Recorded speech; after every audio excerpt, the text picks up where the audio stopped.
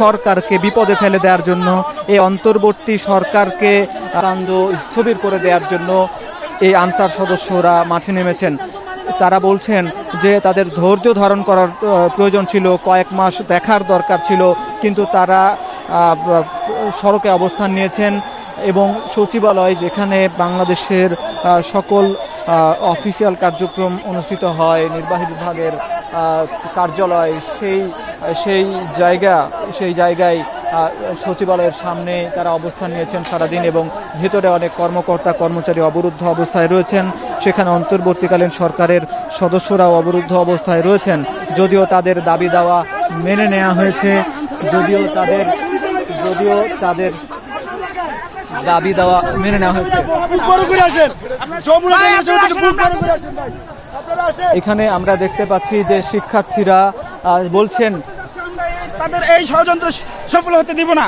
হাসিনা দেশ থেকে পালন করছে, হাসিনা আর এই দেশের তার জীবন শেষ হয়ে যাবে, তারপর ফিরে আসতে পারেন। যদি ফিরে আসে, শুধু আনসার বাহিনী নয়, এখানে আওয়ামী লীগ, যুবলীগ, আওয়ামী লীগের, ছাত্রলীগ সব সংগঠনের লোক ওরা এই পোশাক পরে মাঠে নামছে। আমাদের উপর অতর্কিতভাবে গুলি চালাচ্ছে। এই গুলি চালাচ্ছে কারা?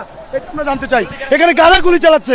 এটা কারা গুলি চালাচ্ছে সেটা আমরা জানতে চাই। শিক্ষার্থীরা বলছেন যে এখানে কিছুক্ষণ আগেই গুলি চালানো হয়েছে শিক্ষার্থীদের ওপর, এবং শিক্ষার্থীরা বলছেন তাদের কোনো গুলি চালানোর ও পারমিশন নেই, তবুও কিন্তু কেন গুলি করা হচ্ছে জবাব চেয়েছেন। এবং তবুও আনসার সদস্যদের সঙ্গে একটি ধাওয়া পাল্টা ধাওয়া হচ্ছে, শিক্ষার্থীদের সঙ্গে একটি ধাওয়া পাল্টা ধাওয়া হচ্ছে। কিছুক্ষণ পরপরই আমরা দেখতে পাচ্ছি শিক্ষার্থীরা আনসার সদস্যদের নিয়েছেন। তারা ঢাকা বিশ্ববিদ্যালয়ের রাজু ভাস্কর্য থেকে মিছিল নিয়ে কয়েক হাজার শিক্ষার্থী এই সচিবালয়ের দিকে এগিয়ে গিয়েছেন। তাদের পাটকেল, লাঠিসোঁটা যার হাতে যা আছে সেটি নিয়ে এগিয়ে গিয়েছিলেন, কিন্তু ওইদিকে আনসার সদস্যরাও তারাও যেহেতু সচিবালয়ের সামনে অবস্থান নিয়েছিলেন, সারা দিন ধরে সেখানে অবস্থান নিয়েছিলেন, সেই আনসার সদস্যরা কিছুক্ষণ পরপরই আমরা দেখেছি প্রায় আধা ঘন্টা ধরে ধাওয়া পাল্টা ধাওয়া চলছে। একটি উত্তেজনাকর পরিস্থিতি চলছে। এখান দিয়ে কোনো যাতায়াত করছে না, কোনো পথচারীও, কোনো যানবাহন চলাচল করছে না। আমরা দেখতে পাচ্ছি এখানে পুলিশ সদস্যরা এই পথ দিয়ে যাচ্ছিলেন। শিক্ষার্থীরা তাদেরকে নিরাপদে সরিয়ে দেওয়ার জন্য পুলিশ সদস্যদের এখানে বেশ কিছু প্রতিষ্ঠান রয়েছে, সরকারি বেশ কিছু প্রতিষ্ঠান রয়েছে। এখানে খাদ্য অধিদপ্তর রয়েছে, সচিবালয়, খাদ্য অধিদপ্তর, এদিকে রেল ভবন সহ শিক্ষা ভবন, এদিকে তারপর হাইকোর্ট চত্বর, হাইকোর্ট মোড়। এই যে পুরো এই সড়কটি কিন্তু বেশ গুরুত্বপূর্ণ একটি সড়ক, যদিও সন্ধ্যার পরে রাত্রিবেলা যাত্রীর চলাচল কম, কিন্তু তবুও এই পথ দিয়ে বেশ যানবাহন চলাচল করে। আমরা দেখতে পাচ্ছি যে শিক্ষার্থীদের সঙ্গে এই আনসার সদস্যদের ধাওয়া পাল্টা ধাওয়ার কারণে এই সড়ক দিয়ে কোনো যানবাহন চলাচল করছে না। এখানে আমরা একটি অ্যাম্বুলেন্স দেখতে পাচ্ছি, এই অ্যাম্বুলেন্সের ভিতরে রোগী আছে। শিক্ষার্থীরা নিরাপদে এই অ্যাম্বুলেন্সকে নিরাপদে সরিয়ে পৌঁছিয়ে দেওয়ার চেষ্টা করা হচ্ছে। এখানে আমরা দেখতে পাচ্ছি সদস্যরা তাদের দাবি না মানা পর্যন্ত তারা অবস্থান করবেন বলে জানিয়েছেন। ঠিক 4 দিন ধরে আনসার সদস্যরা এখানে অবস্থান নিয়েছেন।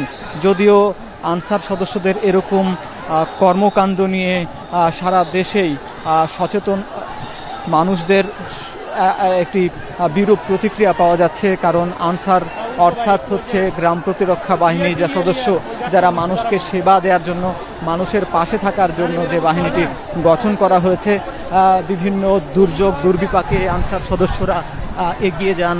তারা জীবন বাজি রেখে তারা এই মানুষের পাশে থাকার চেষ্টা করেন। এই সদস্যরাই যখন বাংলাদেশে একটি ভয়াবহ প্রাকৃতিক বিপর্যয় চলছে, একটি বন্যায়, বাংলাদেশের স্মরণকালের ইতিহাসের এক বন্যায় বাংলাদেশের বেশিরভাগ অঞ্চল, দক্ষিণ পূর্বাঞ্চলের বেশ 10-12টি জেলা ক্ষতিগ্রস্ত, যেখানে লাখ লাখ মানুষ অবরুদ্ধ, ক্ষতিগ্রস্ত, তাদের সম্পদ বিনষ্ট হয়েছে, অনেকেই উদ্ধার করতে পারছেন না, যেখানে 3 বাহিনীর সদস্য, পুলিশ বাহিনীর সদস্য সহ নৌবাহিনী, বিমান বাহিনী বা সেনাবাহিনীর সদস্যরা সাধারণ মানুষ যারা বন্যায় ক্ষতিগ্রস্ত তাদেরকে উদ্ধার করার জন্য জীবন বাজি রেখে কাজ করেছেন, পরিশ্রম করেছেন। বৈষম্য বিরোধী ছাত্র আন্দোলনের শিক্ষার্থীরা যারা এই সরকারকে যারা স্বৈরাচার সরকারকে আন্দোলনের মধ্য দিয়ে পদত্যাগে বাধ্য করেছেন, সেই শিক্ষার্থীরাও এই বন্যা কবলিত মানুষের পাশে দাঁড়িয়ে এই বন্যা কবলিত মানুষকে উদ্ধার করা, তাদেরকে ত্রাণ সংগ্রহ দেয়া, নানানভাবে সহযোগিতা করে আসছেন।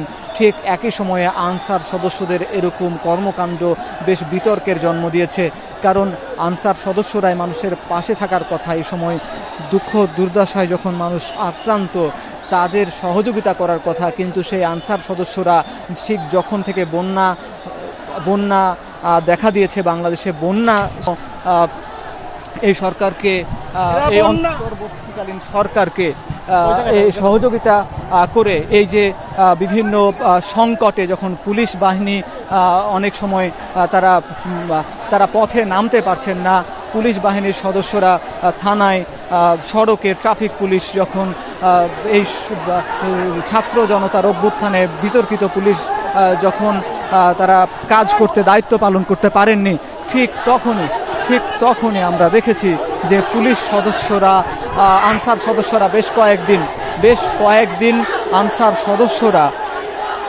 এই বিভিন্ন থানায়, বিভিন্ন ট্রাফিক পয়েন্টে তারা অবস্থান নিয়েছিলেন। কিন্তু আবার এই সরকার যখন এই সরকার শপথ নেয় গত 8ই আগস্ট, সেই 8ই আগস্টের পর থেকে আজ এই যে 25 আগস্ট, এই যে 17 দিনের এই 17 দিনের সরকারকে বিতর্কিত করার জন্য বিভিন্ন সংস্থা, বিভিন্ন সংগঠন দাবি দেওয়ার আদায় নিয়ে রাস্তায় নেমেছেন। ঠিক তারই মতো ঠিক সেভাবে আনসার সদস্যরাও দাবি আদায়ের জন্য মাঠে নেমেছেন। সরকার বলছে যারা বৈষম্যের শিকার হয়েছেন সবার দাবি মেনে নেওয়া হবে,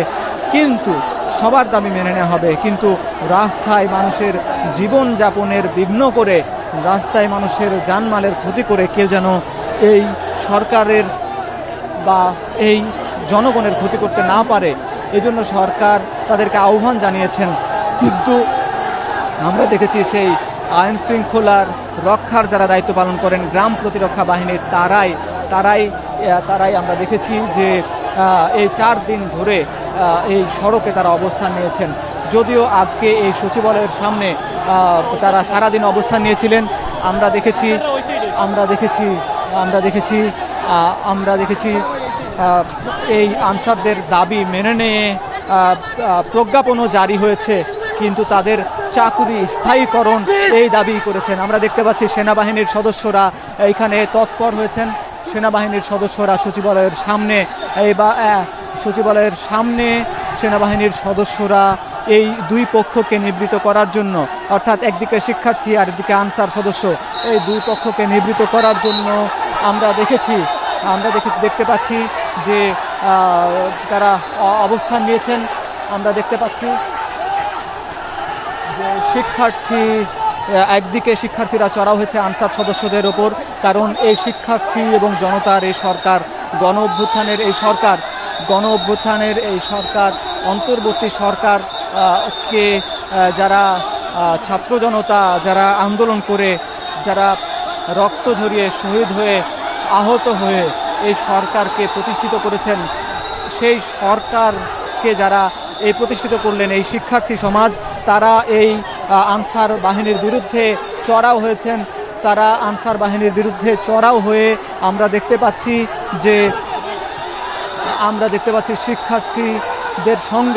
শিক্ষার্থীদের সঙ্গে আনসার বাহিনীর সদস্যদের কিছুক্ষণ পর সংঘর্ষ হচ্ছে, মুহুর্মুহু এখানে ইটপাটকেল ছড়ছেন, দুই পক্ষ ইটপাটকেল ছড়ছেন। আমি যেটি আপনাকে জানিয়েছিলাম, আমি যেটি বলছিলাম যে এখানে গুলি ছড়ার ঘটনাও ঘটে। আমরা যদিও দূর থেকে বুঝতে পারিনি যে আসলে কারা গুলি ছড়েছে। শিক্ষার্থীরা বলছিলেন যে আনসার গুলি ছড়েছে। আসলে আমরা দেখতে পাচ্ছি এখানে সেনাবাহিনীর ট্যাঙ্ক আছে, সেনাবাহিনীর সদস্য আছেন। আমরা ধারণা করছি এই দুই পক্ষকে নিবৃত করার জন্য সেনাবাহিনীর সদস্যরাই গুলি ছুড়েছেন। এবং কিন্তু তবুও আমরা দেখতে পাচ্ছি একদিকে সচিবালয়ের সামনে আনসার সদস্যরা অবস্থান করছেন, ঠিক তার বিপরীত সড়কেও শিক্ষার্থীরা অবস্থান করছেন। শিক্ষার্থীরা এবং আনসারদের মধ্যে বেশ 30-40 মিনিট ধরে পাল্টা সংঘর্ষ হচ্ছে। শিক্ষার্থীরা বলছেন